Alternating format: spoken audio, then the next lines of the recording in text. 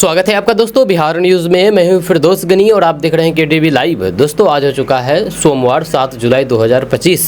तो आज की पूरे बिहार की टॉप न्यूज़ लेकर आए हैं आपके लिए। वीडियो शुरू करने से पहले आपसे एक रिक्वेस्ट है कि अगर आप पहली बार इस चैनल पर आए हैं तो चैनल को सब्सक्राइब करके बेल आइकन को प्रेस कर दीजिए और साथ ही वीडियो को लाइक कर दीजिए, अपने दोस्तों के साथ शेयर भी कीजिए।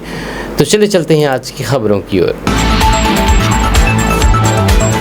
दोस्तों आज बिहार न्यूज़ की शुरुआत सबसे पहले करेंगे कि क्या वाकई में 20% वोटरों के नाम वोटर लिस्ट से कटने वाले हैं। जी हाँ, बिहार में चुनाव से पहले भारी बवाल मचा हुआ है, जब विपक्ष कह रहे हैं कि चुनाव आयोग मानो ये तय करके बैठा है कि बिहार के 20% वोटरों का नाम लिस्ट से काट देना है। इन 20% वोटरों में गरीब, दलित, पिछड़े और अल्पसंख्यक तबके के लोग ज्यादा हैं, जो आमतौर पर विपक्ष का समर्थन करते हैं। वहीं पर विपक्ष का कहना है कि आयोग की ये प्रक्रिया एनआरसी को बैकडोर से लागू करने जैसा है। जब ममता बनर्जी और तेजस्वी यादव जैसे नेताओं ने भी साफ तौर पर कहा है कि चुनाव आयोग बीजेपी के इशारे पर काम कर रहा है। विपक्ष के मुताबिक ये सब मतदाताओं को डराने और उन्हें वोटिंग प्रक्रिया से बाहर करने की साजिश है, जबकि चुनाव आयोग का ये कहना है कि ये प्रक्रिया वोटर लिस्ट को शुद्ध और फिर पारदर्शी बनाने के लिए है। दोस्तों कल ताजिया जुलूस के दौरान बिहार के 4 जिलों में हिंसक झड़प फायरिंग हुई है। यहाँ पर पत्थर भी फेंके गए हैं। दरअसल बात यह है कि बिहार के कटिहार जिले में रविवार को मुहर्रम जुलूस के दौरान जुलूस में शामिल असामाजिक तत्वों ने मंदिर में पत्थरबाजी की। इस दौरान ईंट भी फेंका गया। जब लोगों ने इसका विरोध किया तो उनके घरों को भी निशाना बनाया गया। इस वजह से शीशे टूट गए। पथराव के बाद से इलाके में काफी तनाव है। स्थिति को कंट्रोल करने के लिए डीएम मनीष कुमार, एसपी वैभव शर्मा और फिर भारी संख्या में पुलिस तैनात है। वहीं पर कटिहार के बाद भागलपुर में भी ताजिया जुलूस के दौरान 2 पक्ष आपस में भिड़ गए और जम करके लाठी डंडे चले। इस हिंसा में 8 लोग घायल हुए हैं। घटना के एक वीडियो सोशल मीडिया पर वायरल हो रहा है, जिसमें एक युवक फायरिंग करता दिखाई दे रहा है। हालांकि पुलिस ने इस फायरिंग की पुष्टि नहीं की है। वहीं पर वैशाली जिले में भी ताजिया जुलूस के दौरान रविवार को 2 अखाड़ों के बीच झड़प हो गई। यहां आजाद अखाड़ा और पगला अखाड़ा के लोग किसी बात को लेकर के आमने सामने आ गए। इस झड़प में कुछ लोगों के घायल होने की सूचना आ रही है। वहीं पर गोपालगंज में भी रविवार को जुलूस के दौरान 2 गाँव के लोगों के बीच हिंसक झड़प हो गई। जिले के मंझारगढ़ थाना क्षेत्र के शिकमी और छवही तक्की गांव के लोग अपने जुलूस अलग अलग निकाल रहे थे, लेकिन जुलूस मिलान के दौरान दोनों गांव के लोगों ने विवाद शुरू हो गया। जब देखते ही देखते दोनों तरफ से लाठी डंडे और फिर ईंट पत्थर चलने लगा। इस हिंसा में लगभग 10 लोग घायल हो गए हैं। दोस्तों बाबा बागेश्वर के धीरेन्द्र कृष्ण शास्त्री कल बिहार आए थे। यहाँ पर उन्होंने कहा कि सनातन खतरे में नहीं है, लेकिन इस पर बार बार हमले हो रहे हैं। आपको बता दूं कि ये पटना के सनातन महाकुंभ में शामिल होने के लिए पहुंचे थे। गांधी मैदान में पहले अनुमति नहीं मिली थी, क्योंकि बीच में अव्यवस्था होने का डर था। धीरेन्द्र कृष्ण शास्त्री ने कहा है कि बिहार से उनका गहरा नाता है। उन्होंने कहा है कि सनातन खतरे में नहीं है, लेकिन बार बार सनातन पर हमले हो रहे हैं। उन्होंने ये भी कहा है कि बिहार का कर्ज वे कभी नहीं भूल सकते, क्योंकि दुनिया में एक साथ बैठ करके 12 लाख से अधिक लोगों ने बिहार के तरिपाली मठ में कथा सुनी थी। वहीं पर बाबा बागेश्वर ने कहा है कि वे किसी राजनीति के चक्कर में नहीं आते, बल्कि रामनीति के चक्कर में आए हैं। वे चाहते हैं कि देश में सभी जातिवाद से ऊपर उठ करके राष्ट्रवाद के प्रति समर्पित हो और फिर तिरंगा लहराए। वहीं पर बाबा बागेश्वर ने कहा है कि उनका सपना भगवा हिंद बनाने का है। भारत हिंदू राष्ट्र होगा तो पहला राज्य बिहार होगा। हमारी एक ही प्रार्थना है, हिंदुओं को बंटने मत देना, जात पात से ऊपर उठ करके राष्ट्रवाद के लिए जीना है। ये कहना है धीरेन्द्र कृष्ण शास्त्री का। दोस्तों अल्पसंख्यक फ्री कोचिंग योजना के लिए 12 जुलाई तक आवेदन कर सकते हैं। दरअसल बात यह है कि अल्पसंख्यक कल्याण विभाग बिहार सरकार की ओर से अल्पसंख्यक कोचिंग योजना के अंतर्गत नोडल एजेंसी मौलाना मजरुल हक अरबी एवं फारसी विश्वविद्यालय के पर्यवेक्षण में कोचिंग दी जाएगी। बिहार लोक सेवा आयोग की 71वीं संयुक्त प्रतियोगिता परीक्षा की निःशुल्क और फिर गैर आवासीय कोचिंग एवं मार्गदर्शन कार्यक्रम में भाग लेने के लिए उम्मीदवारों से आवेदन मांगा गया। अल्पसंख्यक समुदाय जैसे कि सिख, बौद्ध, पारसी, ईसाई, मुस्लिम और जैन के इच्छुक अभ्यर्थी जिला अल्पसंख्यक कार्यालय में 12 जुलाई तक ऑफलाइन आवेदन जमा कर सकते हैं। इच्छुक आवेदकों में जो पूर्व में संघ लोक सेवा आयोग, बिहार लोक सेवा आयोग एवं अन्य राज्यों के लोक सेवा आयोग, बिहार पुलिस और सेवा आयोग इत्यादि के साक्षात्कार प्रारंभिक अथवा तथा मुख्य परीक्षाओं में से किसी में भी सफल हुए हैं तो उन्हें प्राथमिकता दी जाएगी। दोस्तों, बिहार बीजेपी प्रदेश अध्यक्ष डॉक्टर दिलीप कुमार जायसवाल पर बहुत बड़ा आरोप लगाया है और सीबीआई से जांच की मांग की गई है। दरअसल बात यह है कि पटना में रविवार को यानी कि कल प्रेस कॉन्फ्रेंस में किशनगंज में मेडिकल कॉलेज यानी कि एमजीएम के संस्थापक सरदार मोलेश्वर सिंह के परिजनों ने आरोप लगाया है कि दिलीप जायसवाल ने मेडिकल कॉलेज पर अवैध कब्जा कर लिया है और पिछले 25 वर्षों से उसे गैर कानूनी तरीके से संचालित कर रहे हैं। जहां कॉलेज के संस्थापक सरदार मोलेश्वर सिंह के पुत्र गुरुदयाल सिंह और फिर पुत्री अमृत कौर ने आरोप लगाया है कि उन्हें षड्यंत्र पूर्वक ट्रस्ट से बाहर कर दिया गया और जायसवाल ने जबरन कॉलेज पर कब्जा कर लिया है। परिवार ने मांग की है कि इस मामले की सीबीआई और फिर ईडी से जांच कराई जाए। डॉक्टर दिलीप कुमार जायसवाल को भाजपा के प्रदेश अध्यक्ष पद से तत्काल हटाया जाए। वहीं पर प्रशांत किशोर ने मीडिया से बातचीत में कहा है कि ये केवल एक कॉलेज या फिर ट्रस्ट की लड़ाई नहीं है, बल्कि बिहार में कानून की रक्षा करने वाले लोगों के द्वारा ही कानून के उल्लंघन की सच्चाई है। उन्होंने कहा कि जब बात निजी लाभ की आती है तो फिर भाजपा, जदयू और फिर राजद सभी एक साथ खड़े हो जाते हैं। यही कारण है कि दिलीप जायसवाल के खिलाफ कोई भी कार्रवाई नहीं हो रही है। प्रशांत किशोर ने बताया है कि डॉक्टर दिलीप कुमार जायसवाल एक समय कॉलेज में क्लर्क थे, लेकिन आज वे कॉलेज के डायरेक्टर हैं। ट्रस्ट को पूरी तरीके से नियंत्रण कर रहे हैं। उन्होंने आरोप लगाया है कि डॉक्टर दिलीप कुमार जायसवाल ने ट्रस्ट के वैध त्रुटियों को एक एक करके बाहर कर दिया है। जहां संस्थापक के परिवारों को कॉलेज से बेदखल कर दिया गया है। प्रेस कॉन्फ्रेंस में मौजूद वरिष्ठ अधिवक्ता YB गिरी ने कहा है कि ट्रस्ट एक्ट के अनुसार सिख अल्पसंख्यक ट्रस्ट में 2/3 सदस्य सिख समुदाय से होना चाहिए, लेकिन इस नियम की अनदेखी करके दिलीप जायसवाल कॉलेज पर काबिज हैं। उन्होंने कहा कि वे इस मामले को लेकर के कोर्ट जाएंगे और फिर सरदार मोलेश्वर सिंह के परिवार को न्याय दिलाने के लिए कानूनी लड़ाई लड़ेंगे। वहीं पर मीडिया से बातचीत करने के दौरान प्रशांत किशोर ने राजेश शाह हत्याकांड मामला भी उठाया है। उन्होंने कहा कि डॉक्टर दिलीप कुमार जायसवाल पर कॉलेज से जुड़े हुए राजेश शाह की हत्या की साजिश रचने का आरोप है। जब प्रशांत किशोर ने कहा है कि इस मामले में जांच करने वाले एसपी ने जायसवाल को क्लीन चिट दी, जबकि उनकी पत्नी ने इसी कॉलेज से MBBS की डिग्री ली थी। वहीं पर प्रशांत किशोर ने कहा है कि ये मामला सिर्फ भाजपा तक सीमित नहीं है, जहां उन्होंने खुलासा किया है कि राजद शासनकाल में ही दिलीप जायसवाल ने कॉलेज पर कब्जा किया और राबड़ी देवी ने उन्हें मुंह बोला भाई बताया था। जब प्रशांत किशोर ने आरोप लगाया है कि पिछले 25 वर्षों में इस कॉलेज के मैनेजमेंट कोटे से दर्जनों नेताओं और फिर अधिकारियों के बच्चों को MBBS में दाखिला दिलाया गया है, जिसके कारण कोई भी राजनीतिक दल इसके खिलाफ आवाज़ नहीं उठा रहे हैं। दोस्तों, बिहार में वोटर लिस्ट रिवीजन को लेकर के RJD सुप्रीम कोर्ट पहुंच गई है और याचिका दायर करके चुनौती दी है। आपको बता दूं कि बिहार में विधानसभा चुनाव से पहले मतदाता सूची के विशेष गहन पुनरीक्षण को लेकर के जम करके विवाद हो रहा है। विपक्ष चुनाव आयोग और फिर इस प्रक्रिया की टाइमिंग पर सवाल खड़े कर रहे हैं। महागठबंधन ने इस मामले को लेकर के 9 जुलाई को चक्का जाम करने का भी ऐलान किया है। हालांकि चुनाव आयोग का कहना है कि ये प्रक्रिया पारदर्शिता के लिए जरूरी है। जब दूसरी ओर अब ये मामला सुप्रीम कोर्ट भी पहुंच चुका है, जहां RJD सांसद डॉक्टर मनोज झा ने सुप्रीम कोर्ट का दरवाजा खटखटाया है। उन्होंने चुनाव आयोग के इस कसम को चुनौती दी है। मनोज झा ने चुनाव आयोग के फैसले पर रोक लगाने की सुप्रीम कोर्ट से मांग की है। इससे पहले एसोसिएशन फॉर डेमोक्रेटिक रिफॉर्म्स यानी कि ADR और TMC सांसद महुआ मोइत्रा भी चुनाव आयोग के इस फैसले को सुप्रीम कोर्ट में चुनौती दे चुके हैं।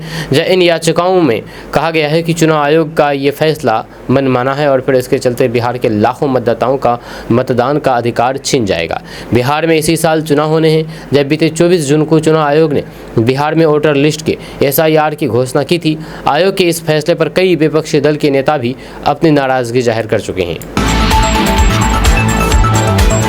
दोस्तों, बिहार में वर्ल्ड क्लास हेल्थ सिस्टम का हाल आप देख करके चौंक जाएंगे। यह सरकारी अस्पताल में मोबाइल की फ्लैश लाइट में ऑपरेशन कर दिया गया है। दरअसल बात यह है कि बिहार के वर्ल्ड क्लास हेल्थ सिस्टम ऊपर वाले के भरोसे हैं।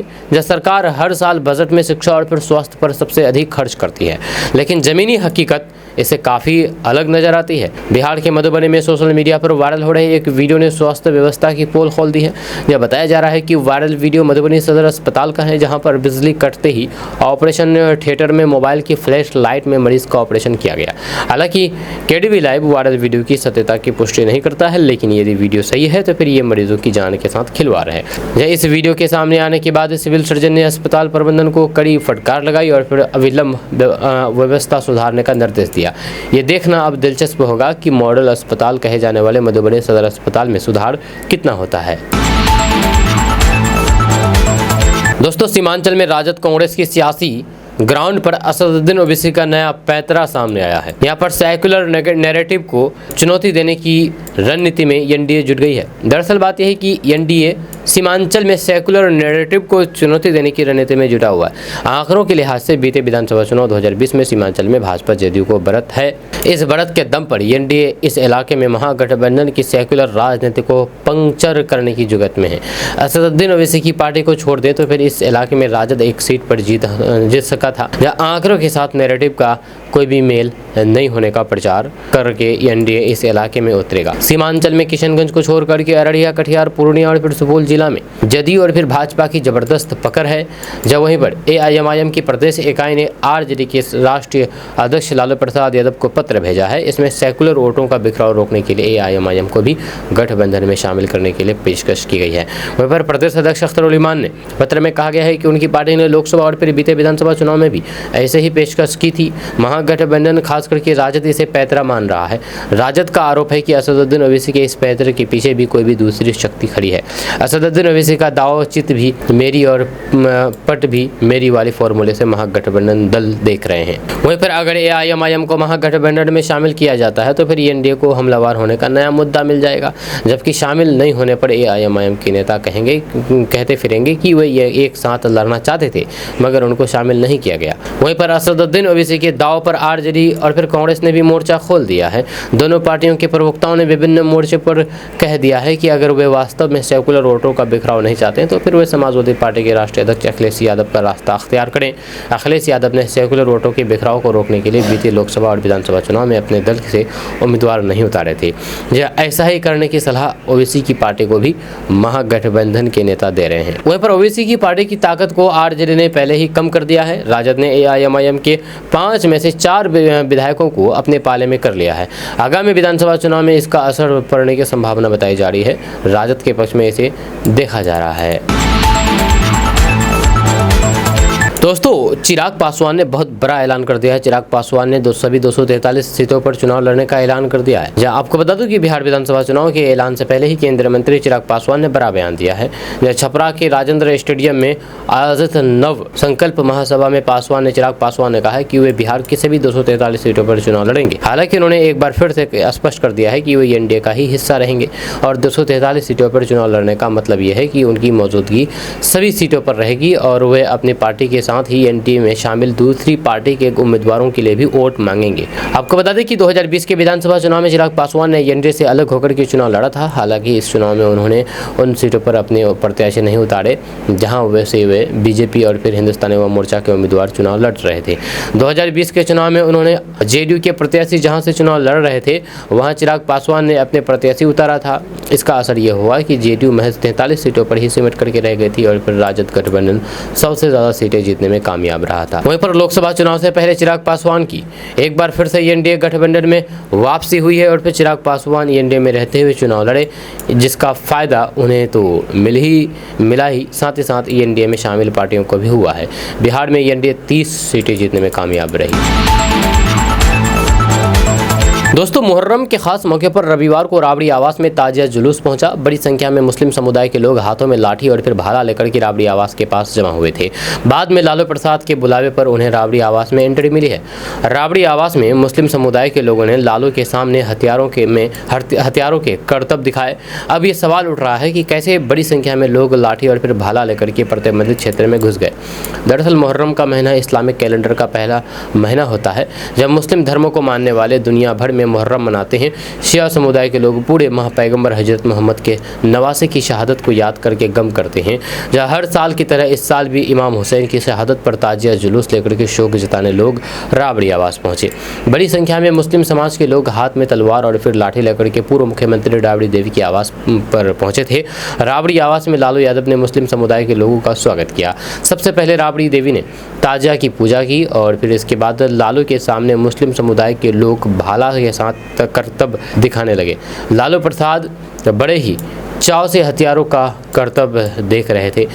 तस्वीरें सामने आने के बाद ये सवाल उठ रहा है कि कैसे तलवार और फिर लाठी लकड़ के लोग वीवीआईपी और फिर प्रतिबंधित क्षेत्र में घुस गए। प्रतिबंधित क्षेत्र में किसी तरीके का जुलूस निकालने की मनाही रहती है। ऐसे में इस इलाके में जहां मुख्यमंत्री और फिर राज्यपाल सहित कई वीवीआईपी का आवास है, वहां कैसे ताज़ा जुलूस को निकालने की अनुमति दी गई। दोस्तों, बिहार में चुनाव से पहले मतदाता सूची को अपडेट करने का काम चल रहा है। इसमें सबसे ज़्यादा परेशानी बहू का नाम जुड़वाने में हो रही है।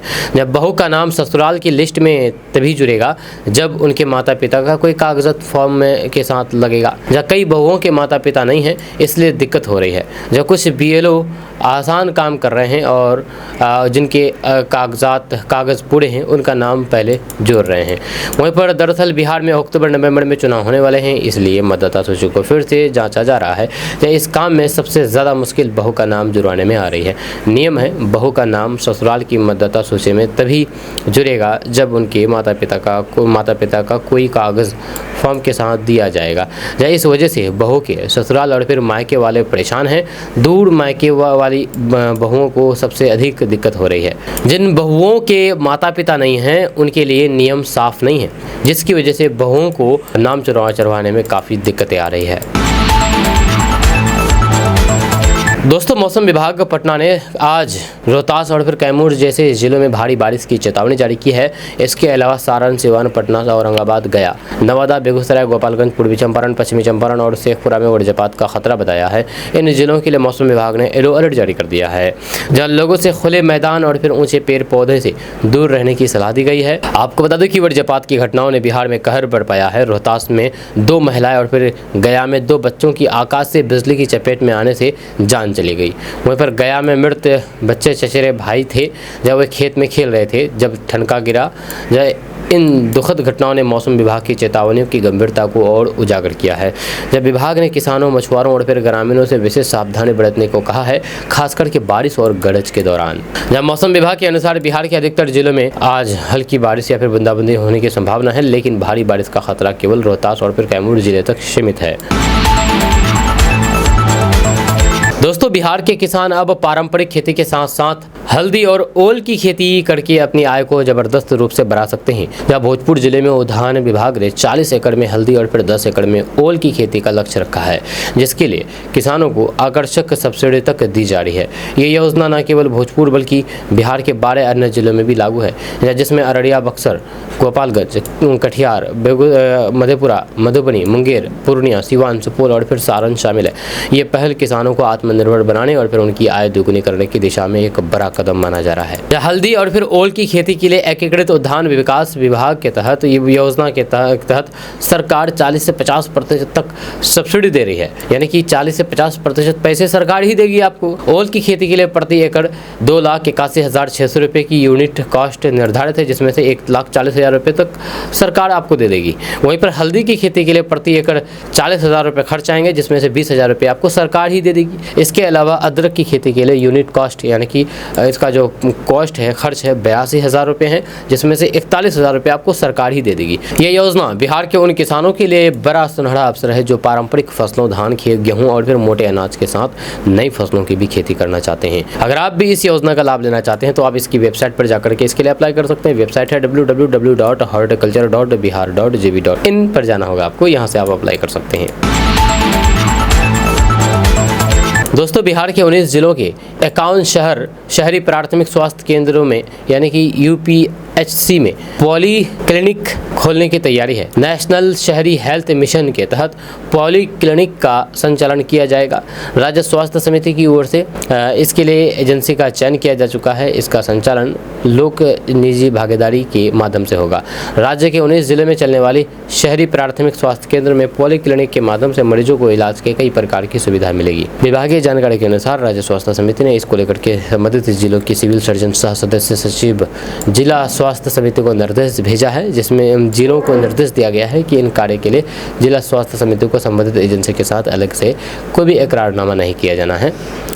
जिन जिलों में पॉली क्लिनिक का संचालन किया जाना है उनमें गया, नालंदा, पटना, रोहतास, दरभंगा, बांका, भागलपुर, मुंगेर, अररिया, पूर्णिया, कटिहार, पूर्वी चंपारण, पश्चिमी चंपारण, मुजफ्फरपुर, वैशाली, गोपालगंज, सिवान, सारण और फिर रोहतास जिला शामिल है। दोस्तों एक कहावत है कि जब जब प्यार पर पहरा हुआ है तब तब इश्क और भी गहरा हुआ है। इस कहावत को गाजियाबाद की करिश्मा कुमारी और खगड़िया के रोशन कुमार की प्रेम कहानी ने एक बार फिर से साकार कर दिया है। जहाँ गाजियाबाद की 20 वर्षीय युवती करिश्मा कुमारी अपने 24 वर्षीय प्रेमी रोशन कुमार से मिलने और फिर शादी करने के लिए सैकड़ों किलोमीटर का सफ़र तय करके बिहार के खगड़िया पहुंच गई। जहाँ 3 साल पहले महेशखुंड के बन्नी गांव में एक शादी समारोह में हुई मुलाकात से शुरू हुआ प्रेम अब शादी के बंधन तक पहुंच गया है। बीते या दोनों ने 26 जून को एक शिव मंदिर में विवाह कर लिया। करिश्मा का कहना है कि मैंने रोशन से बिना किसी दबाव प्रेम विवाह किया है। मैंने खुद निर्णय लिया है और गाजियाबाद से अकेले खगड़िया चली आई हूँ। करिश्मा ने बताया है कि कुछ दिन पहले फ़ोन पर रोशन से किसी बात को लेकर के झगड़ा हो गया था। या उस बहस के बाद उसने चुपचाप गाजियाबाद छोड़ने का फैसला किया, ट्रेन पकड़ी और खगड़िया पहुँच गई। या आधे रास्ते में रोशन को सूचना दी गई जब वह उसके पास आ रही है। या अगले ही दिन दोनों ने मंदिर में शादी कर ली। वहीं पर रोशन ने भी इस रिश्ते को पूरा समर्थन देते हुए कहा कि मैंने करिश्मा से सच्चा प्यार किया है और अब हमने विवाह कर लिया है। अब प्रेम कहानी में ट्विस्ट आया और फिर करिश्मा की मां उर्मिला देवी को जब इस शादी की खबर मिली तो उन्होंने पसराहा थाने में पहुंच करके बेटी को वापस सौंपने की गुहार लगाई। उन्होंने युवक पर अपहरण और बहलाने फुसलाने का आरोप लगाया। हालांकि थानाध्यक्ष संजय कुमार विश्वास ने साफ कर दिया है कि दोनों बालिग है और स्वच्छता से शादी की है, इसलिए पुलिस इसमें हस्तक्षेप नहीं कर सकती। वहीं पर उर्मिला देवी ने पुलिस कप्तान को आवेदन देकर के ये भी आरोप लगाया है कि थानेदार ने उनसे डीजल का खर्च मांगा और फिर अभद्र व्यवहार किया। वहीं पर थानाध्यक्ष ने इन आरोपों को निराधार और झूठा बताया है। वहीं पर करिश्मा की मां का दावा है कि बेटी नाबालिग है, जबकि करिश्मा के पास मौजूद आधार कार्ड के अनुसार वह बालिग हैं। जहां अब इस प्रेम विवाह की कानूनी वैधता और फिर उम्र का निर्धारण जांच के बाद ही स्पष्ट हो पाएगा। दोस्तों क्या बिहार में फिर से जंगलराज लौट आया है? क्योंकि 6 महीने में 8 बिजनेसमैन की जान चली गई है, हत्या की गई है 8 की। जब सरकार के सुशासन पर सवाल उठ रहे हैं। दरअसल बिहार में एक बार फिर से ये सवाल गूंजने लगा है कि क्या बिहार में जंगलराज लौट आ रहा है। ये सवाल इसलिए खड़े होना भी उचित है, लाजमी है, जब बीते दिन पटना के नामचीन व्यवसायी गोपाल खेमका की हत्या ने इस सवाल को और भी एक बार फिर से सतह पर खड़ा कर दिया है। शुक्रवार देर रात राजधानी में हुई इस सनसनीखेज वारदात ने सरकार के सुशासन के दावे को कटघरे में खड़ा कर दिया है। आपको बता दें कि गोपाल खेमका मगध अस्पताल के मालिक और फिर एक वरिष्ठ कारोबारी थे, जहां उनकी 4 जुलाई की रात लगभग 11 बजे गांधी मैदान थाना क्षेत्र के पनास होटल के पास गोली मार करके जान ले ली गई। जहाँ ये घटना न केवल राज्य की राजधानी में सुरक्षा की पोल खोलती है, बल्कि इससे पहले के उन 8 बड़े व्यापारियों की हत्या भी ताज़ा हो गई जो सिर्फ 2025 में मारे गए हैं। वहीं पर बिहार की राजधानी पटना में पिछले 4 महीने में 115 हत्याएं की घटना हुई है, यानी कि हर 25 घंटे में एक हत्या। जहाँ कानून की बिगड़ती स्थिति पर जून में आईजी से लेकर के पटना एसएसपी समेत पटना पूर्व SP doctor Ramdas, central SP Sweety Sahrawat और फिर पश्चिम एसपी शरद RS का ट्रांसफर कर दिया गया। जहाँ वहीं पर बिहार के पटना के बड़े बिजनेसमैन गोपाल खेमका की हत्या गांधी मैदान थाना क्षेत्र में उनके अपार्टमेंट के सामने मौत के घाट उतार दिया गया। घटना 4 जुलाई की देर रात 11 बजे की है। हे गंगा तेरी शांत धारा अब रोंद रूप धर चुकी है। सावन आने ही वाला है और उससे पहले ही बारिश की बौछारें, लेकिन इस बार नेपाल और झारखंड में पड़ रही बूंदों ने वरदान नहीं आफत बरसाई है। दरअसल नेपाल की पहाड़ियों में झमाझम वर्षा से कोसी, गंडक, बूढ़ी गंडक और फिर बागमती नदियां क्रोधित हो उठी है, जहाँ इनके जल से गंगा की गोद भर गई है और फिर अब वह सीमाओं को तोड़ करके शहरों की चौखट लांग रही है। आपको बता दूं कि पटना के दीघा और गांधी घाट की सीढ़ियां अब डूबने लगी है, मानो गंगा अपने ही आंगन में लील रही हो। हाथीदह, मुंगेर, भागलपुर और फिर कहलगांव के तटों पर पानी अब जमीन के भीतर नहीं बल्कि ऊपर बहने लगा है। खेत, खलियान, गलियां और फिर घाट सब कुछ डूबने से लग रहा है।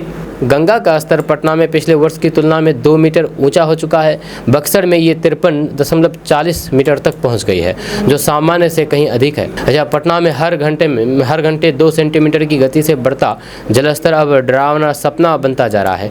खास करके दियारा क्षेत्र, जहाँ पर जिंदगी मिट्टी के किनारे पर सांस लेती है, वहाँ पर गंगा की धारा ने खेतों को पानी पानी कर दिया है। जैसे जैसे पानी गाँव की ओर बढ़ता है, वैसे ही लोगों के दिलों की धड़कनें तेज होती जा रही है।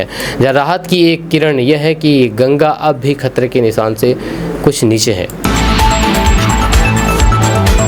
दोस्तों, चुनाव आयोग ने बिहार में भारी विरोध और परेशानियों के बाद चुपचाप ये फैसला सुनाया है कि जिन 11 दस्तावेज़ों की सूची दी गई थी उनमें से अगर एक भी डॉक्यूमेंट्स किसी के पास नहीं है तब भी उसका एन्यूमरेशन फॉर्म जमा हो सकता है। इससे साफ पता चलता है कि चुनाव आयोग ने जो शुरुआती तेवर दिखाए थे वह अब ढीले पड़ चुके हैं, लेकिन इसमें कुछ पेंच अब भी बाकी है। आपको बता दें कि बिहार में चुनाव आयोग को SIR यानी कि विशेष गहन पुनरीक्षण करना था, लेकिन फिलहाल वह अपने ही आदेश की लगातार समीक्षा कर रहा है। यह दस्तावेज़ों के मामले में चुनाव आयोग तो पीछे हट गया है, लेकिन वह भी कह रहा है कि अगर वोटर कार्ड बना हुआ है तो भी गणना प्रपत्र फॉर्म भरना ज़रूरी है। याद रखने की बात यह है कि शुरू में भारतीय जनता पार्टी यानी कि BJP और JDU के बड़े नेताओं ने इस प्रक्रिया का समर्थन किया था, लेकिन लगता है कि उनका ये दाव उल्टा पड़ गया और फिर अब चुनाव आयोग को बैकफुट पर जाना पड़ा है। जहाँ खास तौर पर जनता दल यानी कि JDU के कई नेताओं का मानना था कि इस तरह की दस्तावेज़ों की शर्तों से उनके अति पिछड़े और फिर महिला वोटरों का काफ़ी बुरा असर पड़ेगा।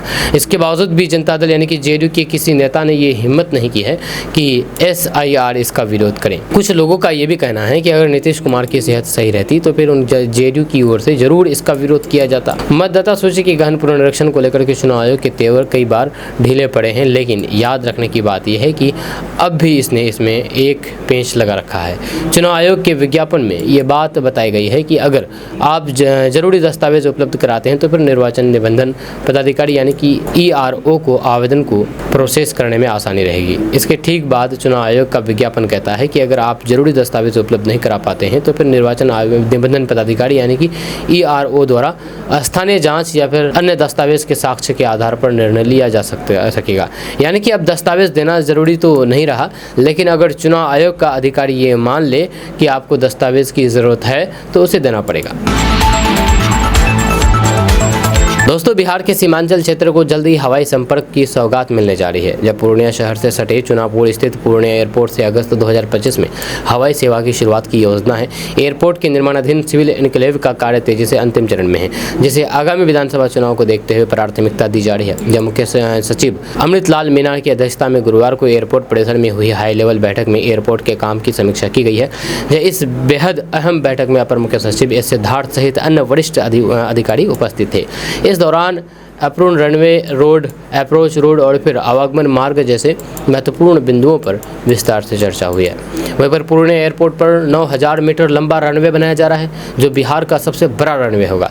एयरपोर्ट अथॉरिटी ऑफ इंडिया की CPMS विभाग ने अगले 30 से 40 वर्षों के अनुमानित यात्री भार को ध्यान में रखते हुए इसका आधुनिक डिजाइन तैयार किया है। इस आधुनिक एयरपोर्ट में apron terminal, building, cargo complex, AC, chiller plant, STP, water और फिर fire tank, electric substation, aviation fuel farm, admin office, commercial plaza, surface parking और एयर ब्रिज जैसी सुविधाएं उपलब्ध होगी। जब पूर्णिया एयरपोर्ट चालू होने से सीमांचल, कोसी और फिर आसपास के कुल 13 जिलों की कनेक्टिविटी मजबूत होगी। ये क्षेत्र जो अब तक बुनियादी सुविधाओं की कमी से पिछड़ा माना जाता था, अब आर्थिक और फिर औद्योगिक विकास की दिशा में तेजी से आगे बढ़ सकेगा।